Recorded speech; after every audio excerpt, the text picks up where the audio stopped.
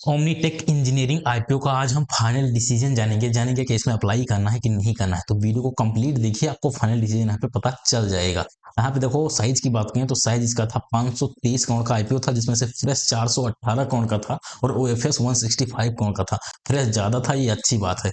और यहाँ पे बहुत सारी डिटेल लिखी हुई है, आप चाहो तो पढ़ लो, वरना मैंने पिछले वीडियो में पूरा कवर कर दिया है, आप उसको देखना चाहो तो देख लो। मेन रिव्यू यहाँ से शुरू होता है, मेन फाइनल डिसीजन यहाँ से डिसाइड होगा कि क्या करना है। तो सेक्टर की बात करें तो सेक्टर कंपनी का मैन्युफैक्चरिंग सेक्टर में मेनली कंपनी वर्क करती है। मैन्युफैक्चरिंग और इंजीनियरिंग का जो कुछ सोल्यूशन होता है वो कंपनी प्रोवाइड करती है, डिफरेंट डिफरेंट सेक्टर को प्रोवाइड करती है। और मोस्टली रेवेन्यू उसका वहीं से आता है, एक्सपोर्ट करके, दूसरों को सामान वगैरह एक्सपोर्ट करके और उनको सर्विस प्रोवाइड करके वहीं से रेवेन्यू आता है। इतना आप समझ गए, इतना ही काफी है, इससे ज्यादा जानने की जरूरत नहीं है। सेक्टर की बात करें, सेक्टर सही है। इंजीनियरिंग और मैन्युफैक्चरिंग सेक्टर में कंपनी वर्क कर रही है, बढ़िया सेक्टर है, ठीक है, कोई दिक्कत नहीं है, सेक्टर बढ़िया है, शानदार सेक्टर है। वहीं हम बात कर लेते हैं इसका फाइनेंशियल कैसा है। फाइनेंशियल की बात करें तो ईयर ऑन ईयर ग्रोथ देखो, 2024 से 25 में रेवेन्यू 92% बढ़ा है, शानदार। इबिडा 81% बढ़ा है, शानदार। पेट की बात करें, प्रॉफिट की, तो 132% बढ़ा है।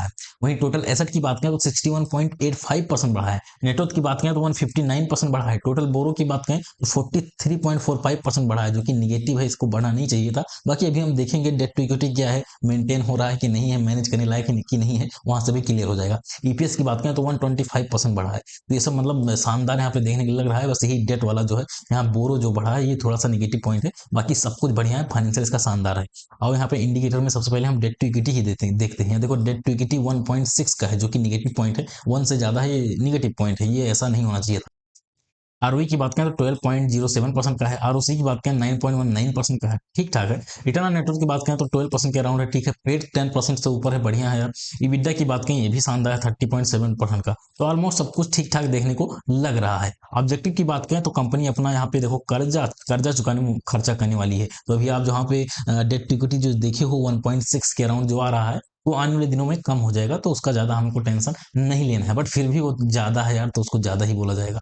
बाकी कंपनी कुछ प्रोजेक्ट के ऊपर अपना जो है खर्चा करने वाली, उसमें कुछ चीजें लगेंगी, उसके ऊपर कंपनी पूरा खर्चा करने वाली है। यहाँ पे आप देख सकते हो।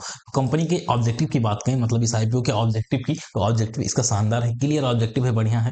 अब वो पीयर की रैंकिंग देखते हैं, पीयर में कौन सा यहाँ पे नंबर 1 आ रहा है। तो अपना आईपीओ देखो, ओमनीटेक, इसका ईपीएस 4.26 है, जबकि इससे ज्यादा यूनिमेक का यहाँ पे देखने को मिल रहा है, और बहुत सारे हैं, डायनेमिक टेक्नोलॉजी का भी है।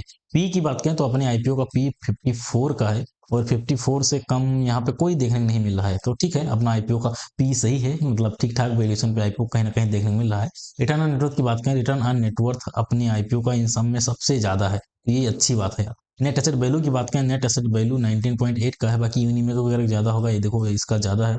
और इससे भी ज्यादा पीटीसी का है, डायनेमिक का भी सबसे ज्यादा है, डायनेमिक। अब रैंकिंग की बात करें तो रैंकिंग देखो, यहाँ पे रैंकिंग की बात करें तो अब रैंकिंग की बात करें तो देखो, यूनिमेक एरो स्पेस कहीं ना कहीं नंबर 1 क्लियर विनर आ रहा है। रीजन क्या है, रीजन उसको समझो। इसका वैल्यूएशन भी ठीक ठाक चल रहा है, फेयर प्राइस पे इसका चल रहा है शेयर। ऊपर से रिटर्न ऑन नेटवर्थ इसका सेकंड है, इसमें से सेकंड है, पहला तो अपने आईपीओ का है, इसका सेकंड है, ठीक है। नेट एसेट वैल्यू की बात करें तो वो भी शानदार है। वहीं हम बात कर लेते हैं ईपीएस की, ईपीएस भी शानदार है। इस वजह से ये नंबर 1 आ रहा है। नंबर 2 पे आपका आ जाएगा ओमनीटेक, अपना आ जाएगा नंबर 2 पे। रीजन क्या है, रिटर्न ऑन नेटवर्थ शानदार है। उसके बाद में हम पी की बात करें तो पी सबसे रिजनेबल यहाँ पे है, बढ़िया पी है, इस वजह से कहीं ना कहीं दूसरे नंबर पे देखने को मिलेगा। तीसरे पे आप डायनेमिक को रख सकते हो, या एमटीआर को भी रख सकते हो। डायनेमिक होना चाहिए, मेरे अकॉर्डिंग डायनेमिक होना चाहिए, पर यहाँ पे डायनेमिक आसानी से आ जाना चाहिए। तो बस हमको यही देखना था कि पीयर में अपना आईपीओ कहाँ सस्टेन कर रहा है। तो अपना आईपीओ दूसरे नंबर पे सस्टेन कर रहा है, हज 2 पे आ रहा है, तो ये अच्छी बात है भाई।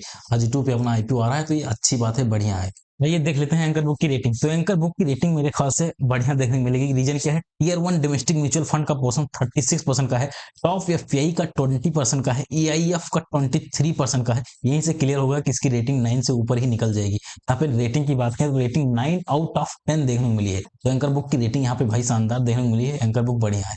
फंडामेंटल की बात करें तो फंडामेंटल इसका स्ट्रॉन्ग है, ऑब्वियसली स्ट्रॉन्ग है, मैंने इतना सब कुछ दिखा। डेट में थोड़ा सा प्रॉब्लम था, बट वो उसका जो है ऑब्जेक्टिव वो वहाँ पे साफ साफ मेंशन है कि डेट वगैरह पे करने वाले हो, तो उसकी कोई दिक्कत वाली बात नहीं है। फंडामेंटल स्ट्रॉन्ग है। जीएमपी की बात करें तो 1.3% का यहाँ पे जीएमपी देखने को मिल रहा है।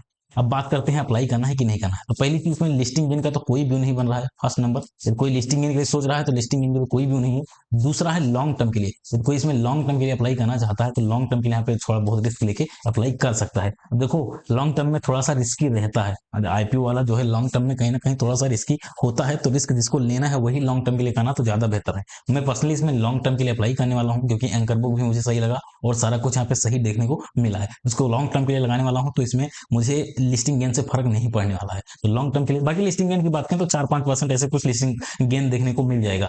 कोई लिस्टिंग गेन के लिए सोच रहा है कि 10% 20% इस तरह का होगा, तो इतना ज्यादा लिस्टिंग देखने को नहीं मिलेगा। तो इसीलिए लॉन्ग टर्म के लिए लगाना है तभी यहाँ पे रिस्क लेना, वरना रिस्क मत लेना, स्किप ही कर देना तो ज्यादा बेहतर रहेगा। बाकी मैंने अपना रिव्यू दे दिया कि मैं इसमें लॉन्ग टर्म के लिए अप्लाई करने वाला हूँ। बाकी आप क्या कर रहे हो उसका राय जरूर दीजिएगा। फिलहाल आज की वीडियो पे समाप्त करते हैं। ऐसे शानदार कंटेंट के लिए चैनल को सब्सक्राइब करिएगा। मिलते हैं अगले वीडियो में, तब तक के लिए जय हिंद, वंदे मातरम।